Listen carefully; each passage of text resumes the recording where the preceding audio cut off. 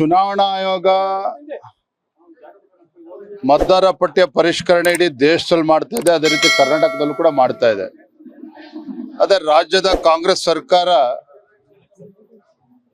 ಇಡೀ ವ್ಯವಸ್ಥೆನ ಬುಡಮೇಲು ಮಾಡುವಂತ ಕೆಲಸಕ್ಕೆ ಇವತ್ತು ಕೈ ಹಾಕಿದೆ.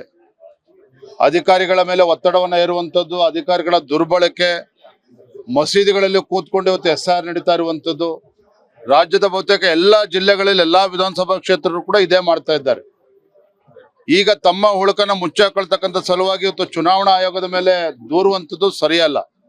ಇವ್ರಿಗೇನಾದ್ರೂ ಮಾನ ಮರ್ಯಾದೆ ಇದ್ರೆ ಸಾಂವಿಧಾನಿಕ ಸಂಸ್ಥೆ ಆಗಿರುವಂತಹ ಚುನಾವಣಾ ಆಯೋಗದ ಬಗ್ಗೆ ವಿಶ್ವಾಸವನ್ನು ಇಟ್ಟು ರಾಜ್ಯ ಸರ್ಕಾರವು ಕೂಡ ಸಹಕಾರವನ್ನು ನೀಡಬೇಕು ಅಂತೇಳಿ ತಮ್ಮ ಮೂಲಕ ನಾನು ಆಗ್ರಹವನ್ನ ಮಾಡ್ತಾ ಇದ್ದೇನೆ.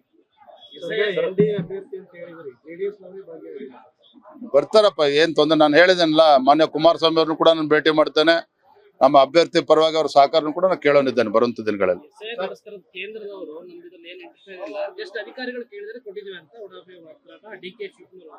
DK ಶಿವಕುಮಾರ್ ಅವರು ರಾಜ್ಯದ ಮುಖ್ಯಮಂತ್ರಿಗಳು ಜಾಹೀರಾತನ್ನ ಕೊಡ್ತಾ ಇದ್ದಾರೆ ಪ್ರತಿನಿತ್ಯ. ಆ ಜಾಹೀರಾತಿನಲ್ಲಿ ಏನಿದೆ ನೋಡಿ ನೀವೇನೆ.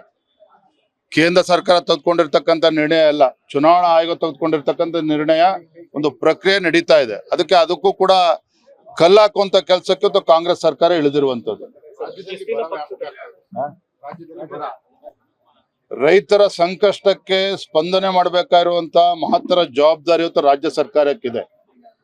ಕಳೆದ 3 ವರ್ಷದಲ್ಲಿ ನಾವು ನೋಡ್ತಾ ಇದ್ದೇವೆ, ನೆರೆ ಬಂದಂತ ಸಂದರ್ಭದಲ್ಲೂ ಕೂಡ ಕಾಂಗ್ರೆಸ್ ಸರ್ಕಾರ ರೈತರ ಸಮಸ್ಯೆಗಳಿಗೆ ಪರಿಹಾರ ಕೊಡೋದಕ್ಕೆ ಸಾಧ್ಯ ಆಗ್ಲಿಲ್ಲ. ಬರ ಬಂದಾಗಲೂ ಕೂಡ ಕಾಂಗ್ರೆಸ್ನವರ ಸರ್ಕಾರ ಯಾವತ್ತೂ ಕೂಡ ಪರಿಹಾರವನ್ನು ಕೊಡ್ಲಿಲ್ಲ. ಕೇಂದ್ರ ಸರ್ಕಾರವನ್ನ ದೂರುವಂತದ್ದು ಬಿಟ್ರೆ ಇನ್ನೇನು ಕೂಡ ಅವ್ರು ಮಾಡೋದಕ್ಕೆ ಸಾಧ್ಯ ಆಗ್ತಾ ಇಲ್ಲ. ನಿನ್ನೆ ಮುಖ್ಯಮಂತ್ರಿಗಳ ಹೇಳಿಕೆಯನ್ನು ಕೂಡ ನಾನು ಗಮನಿಸಿದ್ದೇನೆ.